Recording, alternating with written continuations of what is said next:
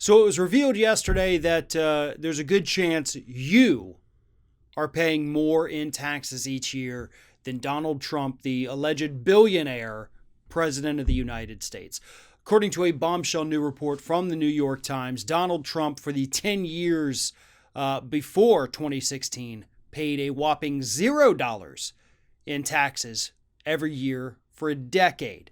From about '05 to 2015, Donald Trump paid $0 in yearly federal income tax.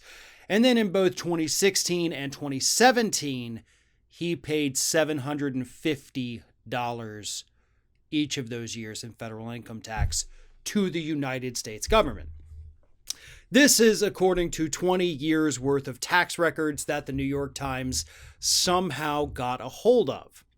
And so now we know, now America knows that Donald Trump for the last 15, 20 years has essentially not been paying taxes. Now, as it stands right now, there is no indication that anything Donald Trump did was illegal.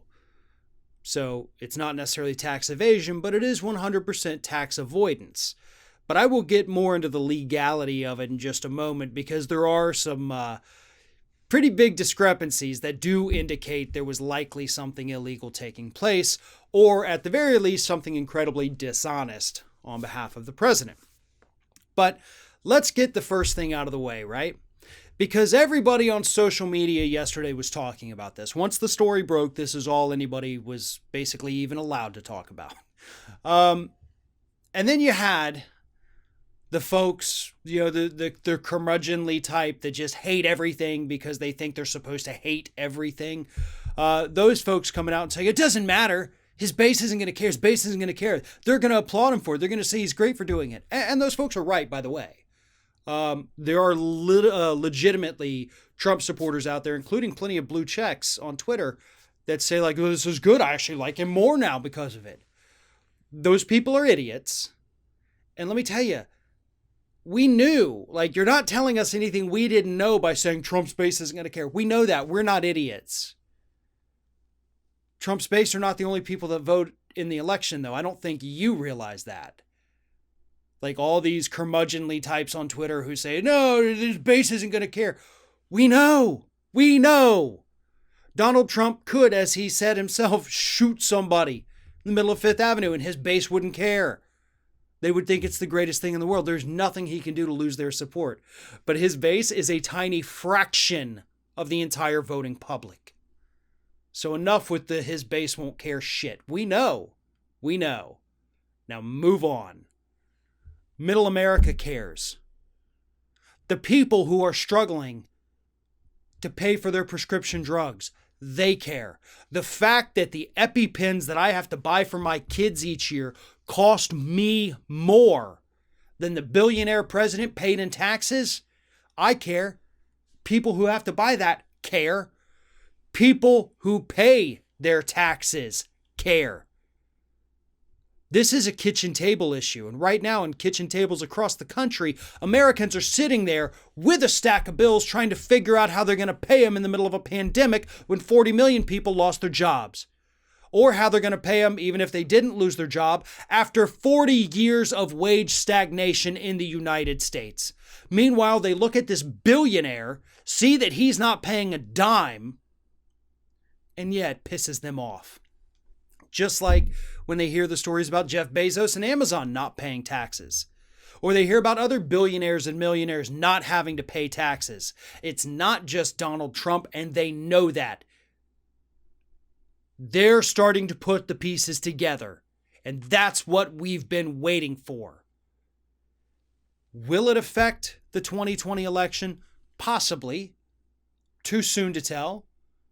We don't know exactly how this story is going to resonate with people, but I'm sure spending $70,000 and writing off $70,000 to get your hair done for The Apprentice, yeah, that's not something the average person can relate to.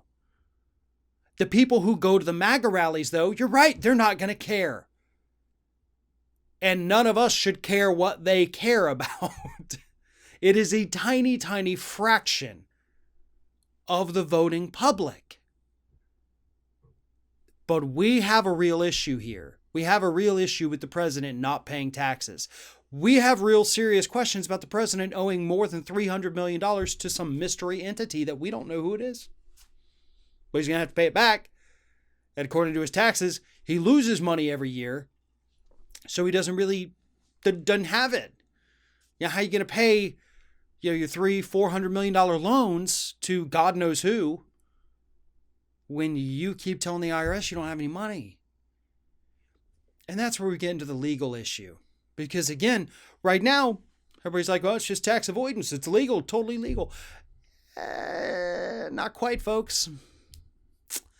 You see, if he is reporting nothing but losses in his taxes, which he is, we know that now. That's a fact. You can't argue that. It's a fact from these tax documents. So if he's reporting to the IRS nothing but loss after loss after loss after loss, even the hundreds of millions I made from The Apprentice, I reinvested it back in my business, then my business lost it all, so I got nothing, which is what he did according to the documents. So if all of this is true, if what he reported to the IRS is true, then how do we square that with the fact that he went to the banks and said, I'm so rich, you can lend me money, you got nothing to worry about? Because if that's what he did, and he did, that's bank fraud. It's wire fraud. It's all kinds of fraud. It's lots of different frauds all rolled into one, and that's illegal. Oh, and by the way, that's exactly what he's being investigated for in the state of New York. This is more evidence. This is actually part of the evidence that New York Attorney General has been waiting for. Letitia James has been trying to get her hands on this stuff. Cy Vance in Manhattan has been trying to get his hands on this stuff along with other financial records. And now they kind of have a lot of clearance to take this report to the courts, which happens all the time, folks. Happens all the time. Don't think that, oh, well, it's a newspaper, you can't use that in court. No. You absolutely can, and it happens constantly. A report will come out, some kind of investigation, leaked documents like this, and it will be taken to a judge and said, listen, here is now what we know. This is relevant to us. You have to let us get these documents. Happens constantly. This doesn't end well for Trump. Maybe it doesn't have an impact on the 2020 election. Maybe people actually don't care. Maybe I'm totally wrong about that. But the prosecutors care. The investigators care. The courts are going to care. And that is where it is going to have the biggest impact on Donald Trump. We know he's lied to the public about how much money he has. We know that he has told us he makes so much money each year, hundreds and hundreds and hundreds of millions. We know he reported to other countries too in these documents that he made a lot of money. But then he told the U.S. government that he didn't make any money. So suppose he didn't lie to the banks and he did tell them the same thing he told the IRS. Okay. But these documents also indicate that if you paid taxes in other countries, that means you weren't losing as much money as you said you were. So then that would be tax fraud. I think no matter which way you slice it, you're going to find some kind of criminal activity within these tax returns. And now that we have a fairly good understanding of what's in there, I think the prosecutors in New York are probably wrapping this issue of the New York Times up in a little bow, taking it to the judge saying, hi, we'd like to ask a favor.